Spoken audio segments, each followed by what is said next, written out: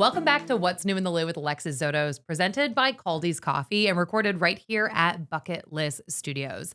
This is your can't miss weekly podcast, helping you stay in the know in St. Louis, showing you the best restaurants, the can't miss events, and of course, the people that make our region such an incredible place to live and to visit. And each week we bring you an interview and we end the episode with a calendar of events so you know exactly what's going on this week in St. Louis. Now, this is an interview that I sort of wanted to keep to myself because I dined there and I just honestly don't want anyone else to discover it because it's so good. So we're talking about stews in Soulard and I'm here with co-owner Nate Burrows. Nate, I cannot stop thinking about my meal that I had with you guys. No, thank you.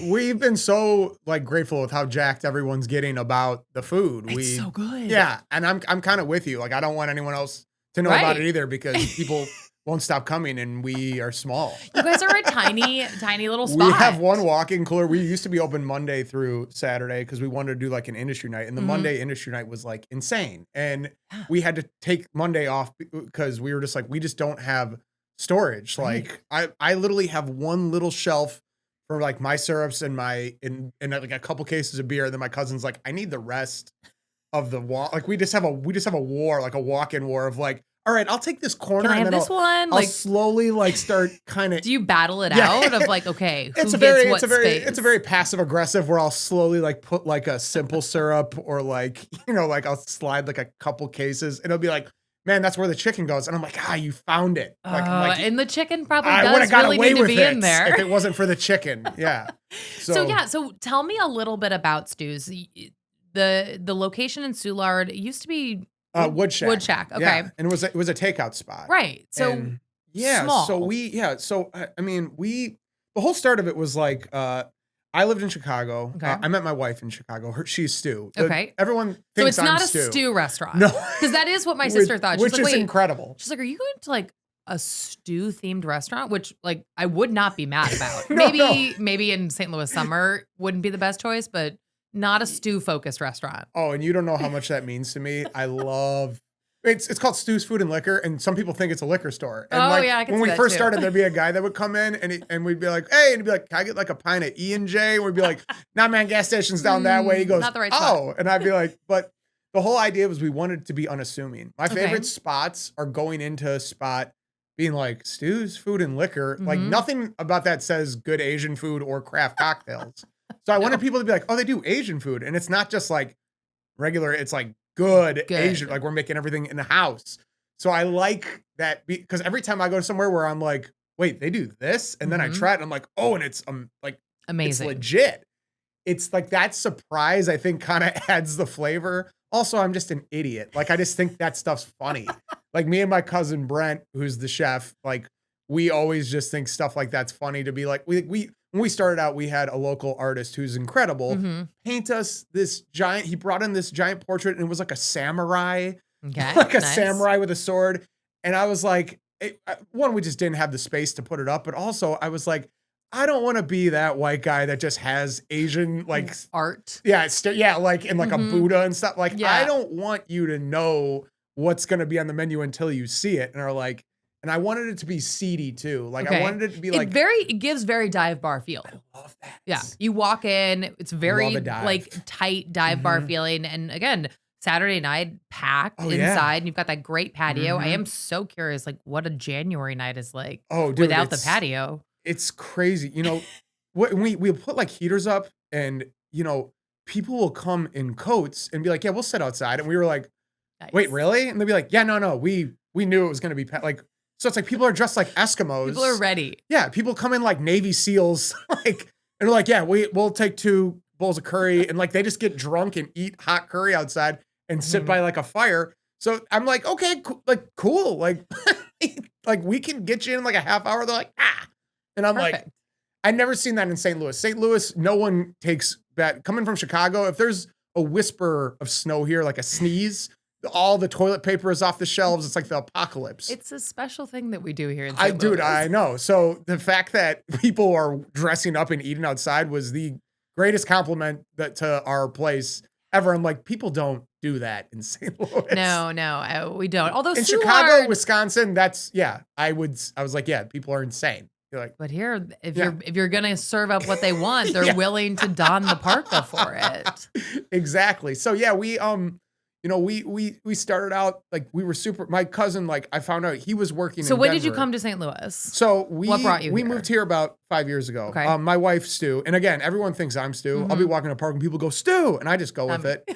Her real name's Kristen. She's a little Irish girl. Okay. I called her. She's like like when I was first dating her, she's like, all your friends have cute pet names for their girlfriends, and I'm like, you're my little bowl of Irish cabbage stew, and my friends are all dicks, so they started calling her Stu.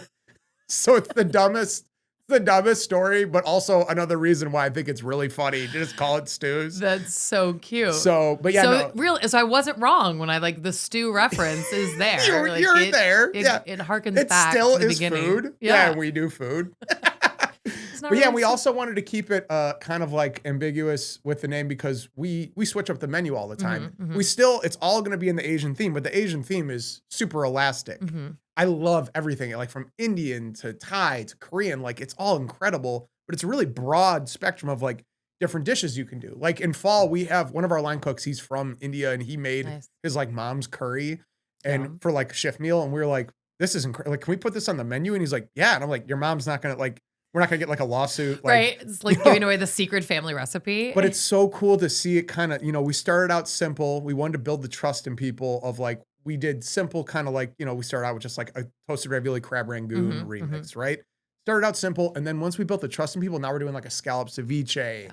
Now we're kind of messing with the cold peanut noodles. Like we're starting to really be able, because people now will be like, okay, I trust them. I know what they do. I know they're going to use fresh ingredients. If I see seafood on a menu that I don't trust the place, like, or if I don't. And someone might walk in there and be like, yeah, exactly. Yeah. From here? For sure. Like they have Budweiser lamps and they're doing shots of Fernet, like ceviche. And that's kind of what makes it another reason. Like we always wanted to make it look like a Wisconsin supper club that you can have an incredible Manhattan in. And you're like, they're using like a chilled coupe and they're using good Amaro for it. Like all that stuff, it like gets me. Whenever me and Stu go to dive, Stu hates how much I love dive bars. We'll be at a spot where she's like, there's not like, it's a dirt floor. Like I'm like, isn't it great?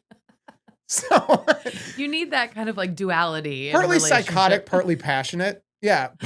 Love it. Okay. So from Chicago, met Stu there. Yeah. Came She was to my upstairs neighbor in Wrigleyville, and my dog, who was a puppy at the time, ran up into her apartment, and my pothead roommates left our door open, and I was like, "Where's Pearl?" And they're like, "Oh, I don't, dude."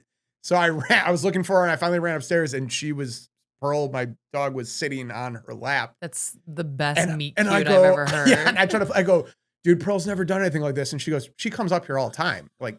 She's been coming up here Little for do you know. the past 4 months, like Pearl, I just let her in and I feed her treats and she sits on my lap. Who needs Hinge when you can have Pearl? Yeah, who needs Tinder? I would just make an app called Pearl. Right, there you go. I love that. So we met and, I was doing stand-up at the time. That's why you asked me if I did a podcast. I'm like, I've done gotcha. And nothing in professional podcast. That also helps with the funniness, right? That makes sense. No, for sure. Yeah, this is the cleanest podcast room ever. Comedians They don't have sound barriers or lamps. You're just like in somebody's basement. There's usually like a bong on the table or some empty beer cans. But we just have coffee. Yeah, no, but I always, I used to work in the industry to kind of subsidize my comedian life because you get it makes so much money, paid, right? Yeah, because you get paid and you can't cash in drink tickets. Yeah. Right.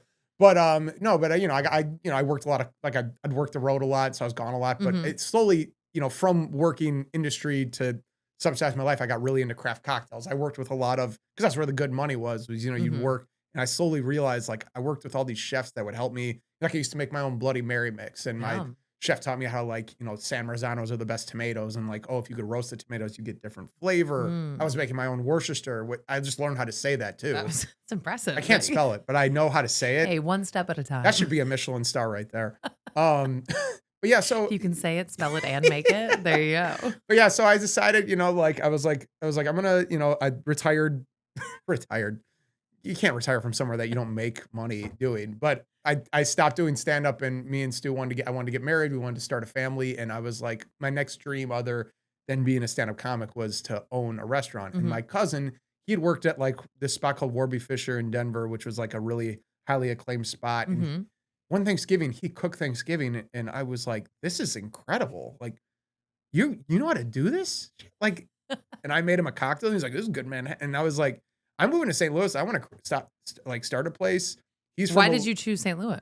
Well, we'd always come here because Stu's from here. Okay, gotcha. She's Okay. got family, but I loved how blue collar St. Louis is. I Mhm. loved how down to earth. You can go to the best restaurants here and you'll see a Cardinals jersey. Yeah. You'll see jean shorts.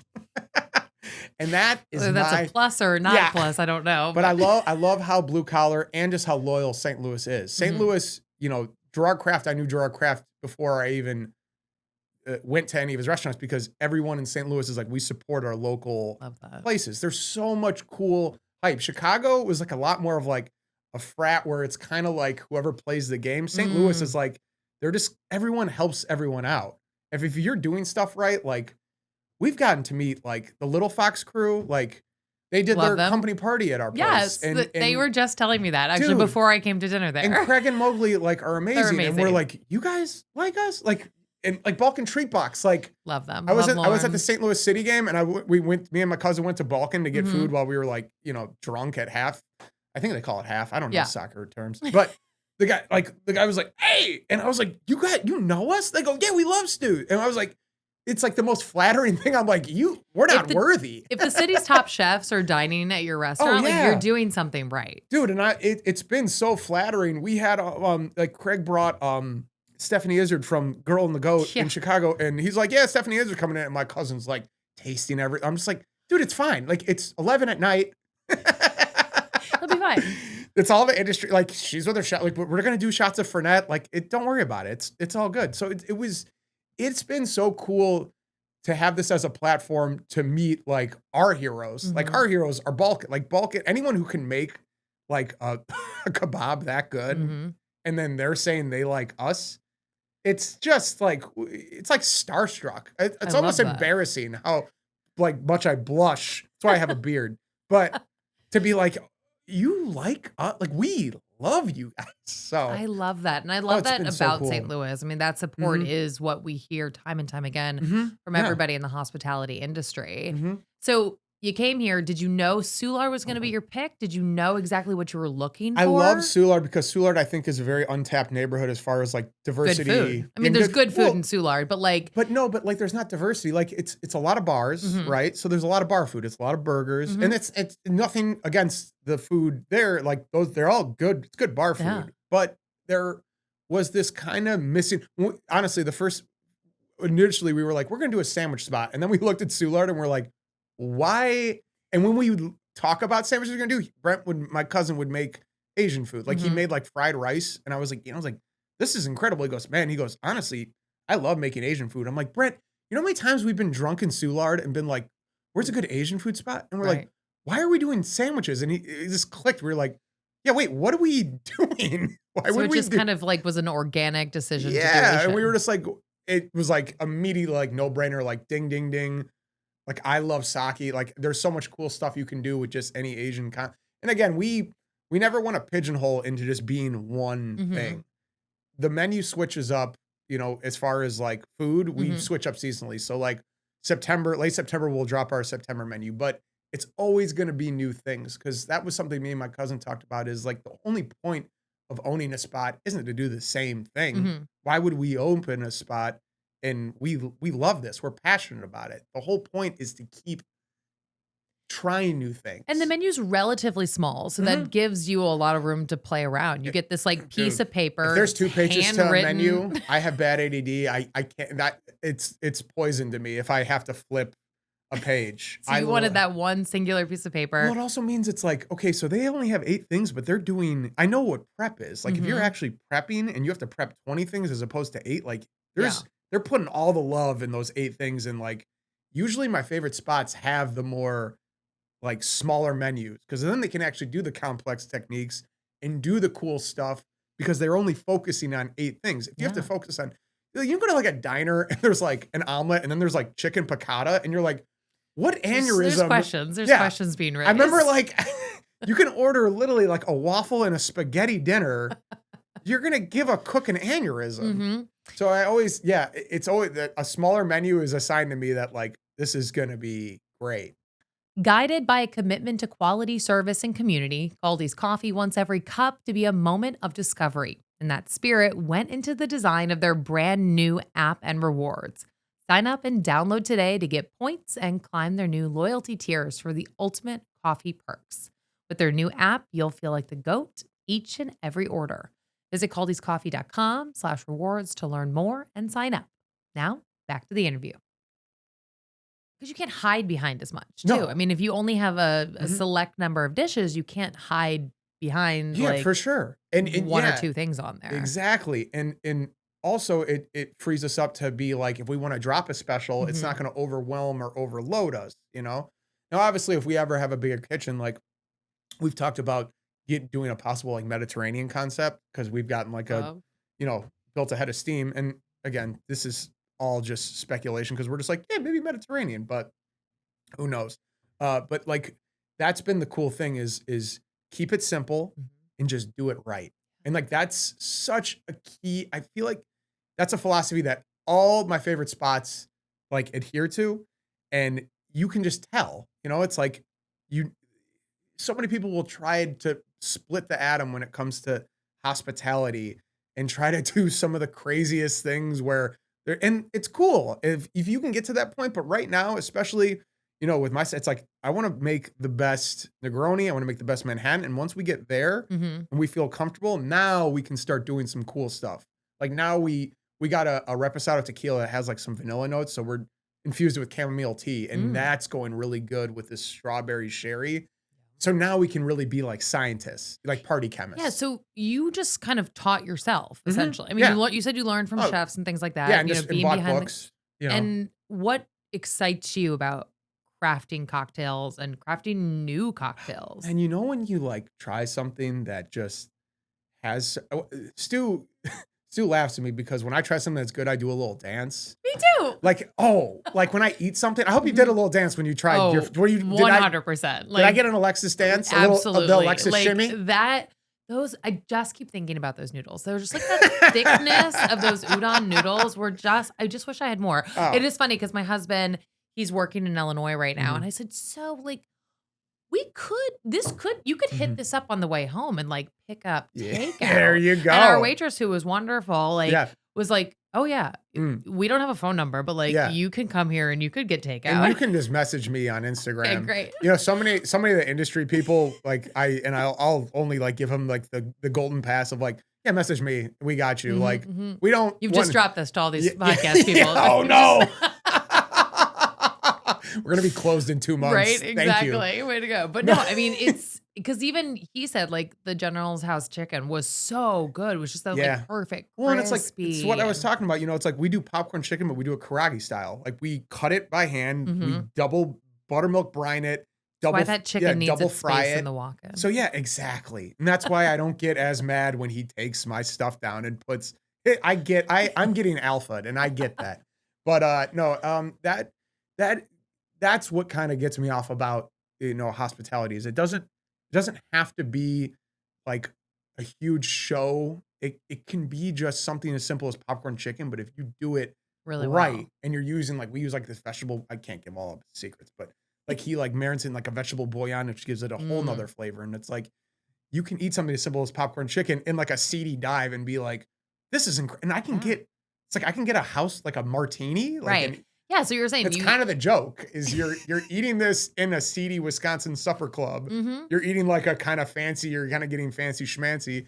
And that's kind of what's funny is a lot of people are starting to do their anniversaries now. A guy proposed. I mean, it was my birthday dinner on Saturday that I came for. I'm so upset you didn't tell me. I know. Well, did I sing happy birthday to someone? No, you didn't. Okay. You did. Somebody else. We walked up and you were like shouting happy birthday to somebody. And my husband's like, I'm like, you can do whatever you want. But like, and then at the end, he's like, wait, we didn't tell him. I was like, it's fine. I really don't understand don't the need to be like shouted. Maybe I'll just have to come back next year for my birthday. I see. And I had to ask you because, you know, when the birthday song happens, I'll just black out. And then I'll come to it and I go, I did it again. Yeah, it was funny because we heard that you've gotten some complaints from the neighbors over the birthday song. Only once. And they were super cool. They were he goes, hey, the birthday songs, I love them. could you not do them past like 11 at Which night? is funny because like I go, I am so sorry. So we have a strict outside or inside. You can, it's free for all. Outside after 11, no more birthday songs. You're going to have to just sit and eat your food in silence. I love it, which is just funny to me because Soulard obviously is a boisterous neighborhood. Well, and no one real, and that's like the most flattering thing that you came in on your birthday. Like people don't realize how much that means to an owner when you pick our spot for your birthday. Yeah. It's like, why would we not get so excited about that? And my favorite thing is they don't know it's coming and be like, oh, it's your birthday. Oh, it's my like, thanks for choosing your birthday. And then I kind of walk away for a second. I go, hey, everyone, lift it up. And they go, what the fuck? And I see the look on there. They're like, what just happened? What's going on? But this guy goes, it's like the modern version of them coming around with like the clapping song that you get it. Oh yeah. And it's like a Chuck E. Cheese. Yes. Or going for a Rainforest Michelin Cafe. star. Yeah. Rainforest Cafe. We were up in Minnesota. Dinosaur nuggets are our new special, by the way. There you go. They're going to be like the fanciest. We took our 4-year-old for his birthday up to Minneapolis and we're like, we're at Mall of America. Like, should we go to Rainforest Cafe? Because I have vivid memories of the one in Chicago. Oh my God. And we did it and it was as campy and as actually wonderful as you would imagine. And they do. They come out and they sing a little song. They do a little clap. That generic stuff. You know? Me and Stu's anniversary, we were on the road coming back from Chicago and we stopped at an Applebee's because our kid was crying and we were like, she needs lunch. Applebee's. Done. And it took everything for me not to tell our Applebee's lunch server it was our anniversary because Stu would have killed me. But I would have laughed. And they're like, so thank you for choosing Applebee's as your anniversary. And I'm like, it could be maybe they'll bring out like some chicken flingers be or like a sure ice cream sundae. I'm sure there's some dumb something. Like I don't know but what. I love those places. I love a Rainforest Cafe. That's why I had a kid. I mean, it had not, so it looks normal. You'll have to take our 100%. You don't know what seed you just planted. Hopefully they stick around long enough. I know the one in Chicago is RIP. But yeah, no, and just to go off of that, like the guy who proposed at our place, he was like apologetic, like, hey, I'm sorry, but would it be okay to propose? Like, wait a minute, you want to pick like one of the happiest moments of your life at our place and you're apologizing? That's the most Midwest thing ever. Like, yes. Yes, please do. Let me know. We'll open early. Like, you can have my ring.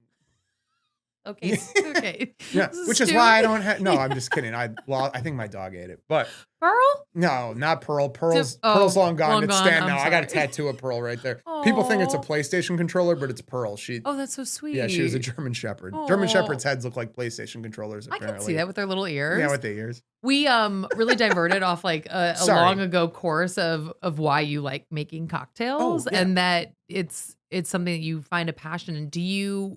How much do you and your cousin talk about the menu, talk about those cocktails to figure out all the time. What's working? All the time. Like, when we were able to expense things, like I bought like the Flavor Bible and I bought all the modern cuisine books, which are like $500. And I was like, that's so expensive. And I looked at them like, I get it. It's to detail some of the coolest things. Like, and it's more for food. Like, there was like a strawberry tomato marinara in there. And so now that gave me the idea, like, I'm going to make a strawberry cherry tomato shrub in that. That's what I had. The cocktail you couldn't pronounce because my handwriting's bad. But yeah. Smokestack? Yeah. Smokestack lightning. But I'll go to Brent, like it'll be something like where he's like cutting Brussels sprouts, right? And I'll run in and I'll be like, dude, okay. Idea.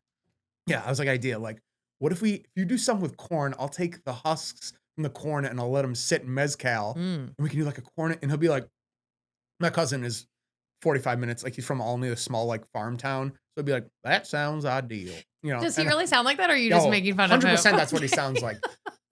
He'll be like, and he is so introverted and I'm so extroverted. Like that's why I'm front of house and he's back house. Right. Anyone who wants to interview him, he's like, no, you do it. Like, I'm okay. Like he has this. Yeah. And wait, did you say he's from Alton? No, he's from this spot called Alney. Okay. I was like, it's like a town of 1,000. They have like a McDonald's and the rest is farms. Oh, okay. Love it. But what's so funny is like we have, we open late night. We do food till midnight, and which is like unheard of. I know, and that was another thing. And people warn me like you're gonna get like drunk crowd, but like no one comes into our spot that's like that drunk and thinks they need to be like. It's not a spot where you're like Jaeger bombs. Yeah. Or, like Not quite the vibe. So now we have Although they kind of, you could think that when you walk in. Sure. No, sure. And we, it's like, obviously we're not wearing like suits and ties and being like, excuse me, but you don't belong. You can do a Jaeger bomb. We don't have Jaeger, but you can do a bomb. Like Sure. we're not above that, but it's. What would be like an upscale crafted version of a bomb? We do a lychee ginger shot that is with Tito's vodka. It's got a little strawberry and it's awesome. Like that's like our shot. But yeah, no, like the St. Louis Symphony is coming in because they get off like, Amazing. They can do their show at 10. And like when they first came in, they like, they come in with like cellos and stuff. And they bring the cello. Well, I guess they have like they used to. Now that we're busy, they're nicer. Where are you going to put the cello? But they literally like, they would walk in and I was like, oh my God, this is like the symphony. And we have these doctors that come in because like the people who work the hoot owl shift. Yeah. But the funniest is this one doctor, he was this Asian guy and he was like, where's your chef from? Like he had the shumai, we had this shumai. And I was like, 45 minutes in Olney, Illinois. He goes, no, like, where is he from in Asia?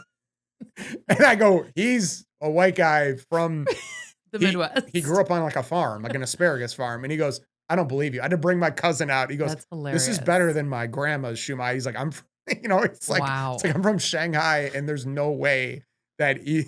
That's got to be such a compliment. Oh, it was the biggest compliment. When they don't think your chef is white in an Asian restaurant, biggest compliment ever. Huge. But no, yeah, so it's been awesome. You dropped a couple of little tidbits. You mentioned bigger kitchen. You mentioned the idea of Mediterranean food. Do you what are the hopes and the dreams for the future? Well, something like in what we're learning is you just got to be patient and you got to have the right feel. Wood Shack, we like when it was Wood Shack, we walked in and we knew that they were going to be, moving, and we the owner was super cool and like let us come in and take them out. But like we were like we knew it was small, but we're like, we think we can make this, the smaller, the cozier, the better. I don't like bigger spots. So with this new concept, it's like we'd have to have a bigger kitchen and, obviously a little bit bigger than Stu's because my cousin really wants to do some kind of, finer dining. So like he's incredible. Like this talent, like I just want to give him a platform where he can really do some cool stuff. So that's like kind of our next thing is like, again, when it's so hard to be super passionate and then patient, where you're like, just give me a space. But you also, there's so many factors that go in, there's like, what's their plumbing like is this kitchen big enough where we can fit such and such? And so it's an idea and it's something that we talk about a lot. And every time we go out, we're like, what if we did, it's like anything. Half the dreams will be insane. Right. And you're like, but that's what you got to do is you got to dream big, as they have say. like a water slide come down and then you can laugh at that, but something can extend from that, So, right now it's like nothing's in stone. We're super excited by all the hype we're getting. And we've gotten we got to meet a lot of cool people and it's kind of inspired us to be like, okay, like we've got people's trust. If we can find somewhere else and our staff is like finally at that point, like you said, like that's another huge thing for me is like, I want our staff to be as excited about the food as if someone doesn't, so much of the flavor comes from people being excited. Yeah. So it's like the staff has to like the food and like what they're doing. So they've been so great where we are feeling comfortable. Like obviously we're still going to be prepping and we have to be there like on weekends, but we're slowly building that once we feel comfortable where we can let them steer the ship. And then, so hopefully sooner than later. But again, I have an 11-month-old. So you're not busy at all. I don't know what you're talking about. No. I mean, yeah. And it's, there's flavor in neglecting your kid. I think Emeril Lagasse said I gotta that. know though, did baby get some like epic first bites? First of all, the baby's name's Soup because Stu and I call her Soup. Again, I'm an idiot. Soup loves white rice. Okay. And I'm like, that's kind of huge because like that's our thing. Is rice. We have a lot of that. She loves the rice and she loves the beef. Love it. So yeah, so it's been great as far as like she gets to come in and she loves shaking things. So like she'll come in and I'll be shaking cocktails. Put a shaker in her hand and put her to work. Oh yeah. I mean, she's on a stage right now and I'm stretching her hamstrings out for when she has to work the floor. Yeah. She's getting there. Future little foodie in the making. Yeah. But no, it's like, it's been so fun to like, she she like, and she's like me, she loves attention. So she'll just like scream at guests until they look at her. But She'll can't be you like, sing happy birthday "Ah!" yet? No, not yet. But she's starting to enunciate. She knows data, so she can Okay. say happy birthday. I'm trying to slowly transition to that. But pretty soon she'll be out there Oh yeah, singing along with you. she's gonna be a part of the family business if she wants to have a roof over her head. I'm just kidding. Thank you so much, Nate. I really appreciate Dude, this was it. so fun, and I appreciate you and appreciate y'all getting excited about us. And Oh, please, absolutely. seriously, message me. None of you guys, no one else who's listening. You cannot message me. But you can Hey, go you might be visit able to. them I'm a pushover. Tuesday through Saturday. Through Yeah, and Tuesday we through do late Saturday. night food. We do food Friday and Saturdays. The kitchen's open until 12. Last call at 11:45. Don't come in at 11:55. Somebody's going to be mad. Yeah, all of us. And then 11, kitchen's open until 11 Tuesday through Thursday. Amazing. Yeah. Thanks, Nate. No, thank you. At the end of each week's episode, we bring you a calendar of events so you know exactly what is going on all around the St. Louis region this week. So you don't feel left out when you see it on your friend's Instagram come Monday morning. So here's a look at what's happening in St. Louis this week. This week kicks off the final show at the Muni for the summer. Jersey Boys is August 18th through 24th. You can see a free concert in the park on Thursday, August 21st at Bluebird Park in Ellisville. Friday night is Dog Days of Summer, a event outside the St. Louis Art Museum for both you and your four-legged friends. Also, Friday night is Night at the Zoo, an opportunity to see the St. Louis Zoo like you've never seen it before, after hours. And this weekend is Festival of Nations, August 23rd through 24th. It is going to be an incredible weekend of culture in Tower Grove Park. If you want to learn more about it, you can listen to episode 5 of What's New in the Lou, where we break down exactly what to expect from the festival this year. Now, don't forget to subscribe so you know exactly when the latest podcast drops. And as always, thanks for listening.